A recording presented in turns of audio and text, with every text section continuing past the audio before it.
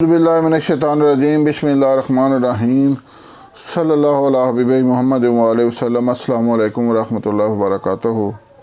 उम्मीद है कि आप हज़रात खैरियत से होंगे।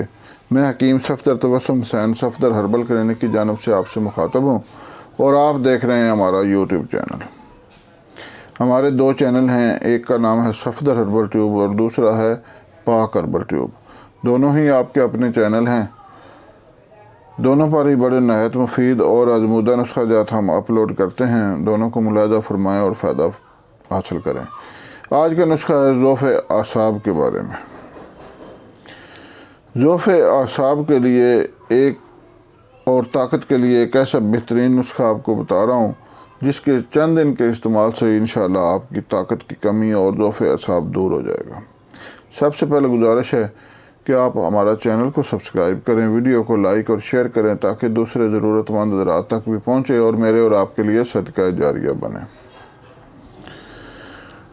ज़ौफ़ आसाब की वजह क्या है? एक तो है कम खुराकी, खुराक का नाखालिस होना, मिलावट वाली ग़िज़ा और बाहर की ग़िज़ा और ठंडा और गर्म मिलाकर खाना, ये सारी चीज़ें जो हैं ये ज़ौफ़ आसाब पैदा करती हैं। और दूसरी जो वजह है कि जो नौजवान नस्ल जो है वो मुश्तज़नी में मुब्तला है और बदकारियों में मुब्तला है, ज़िनाकारी में मुब्तला है, ये तमाम चीज़ें मिलकर ज़ौफ़ आसाब पैदा करती हैं।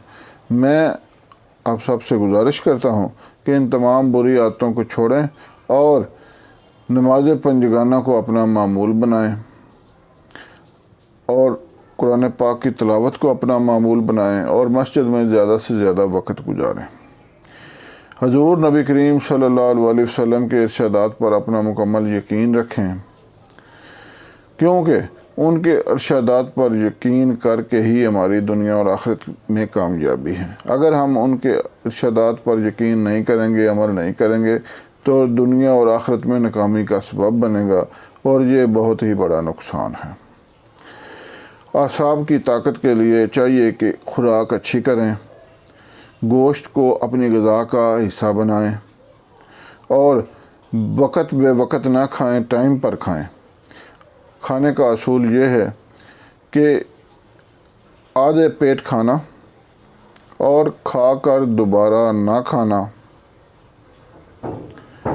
ये है खाने का असूल। अगर हम इन असूलों को अपनाएंगे तो हमारा मैदा भी ठीक रहेगा और ग़िज़ा भी हज़म होगी। और बदआदात को छोड़ दें। बदआदात जो हैं वो दुनिया में कमज़ोरियों का सबब है और आखिरत में रुसवाई का सबब है। तो नुस्खा समात फरमा लें।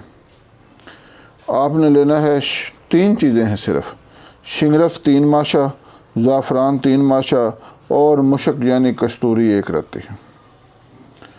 शिंगरफ 3 माशा, ज़ाफ़रान 3 माशा और मुश्क यानी कस्तूरी 1 रत्ती। इन तीनों चीज़ों को बारीक पीस कर दाना मूंग के बराबर गोली बना लें और 1 गोली दूध में मक्खन डालकर या घी देसी डालकर उसके साथ लें। इंतहाई मुकव्वी-ए-बा है। ऐसी मुकव्वी-ए-बा चीज़ आज तक मेरी नज़र से और नहीं गुजरी। अगर आप इस्तेमाल करेंगे तो आपको इसके फ़वाइद का ख़ुद ही अंदाज़ा हो जाएगा।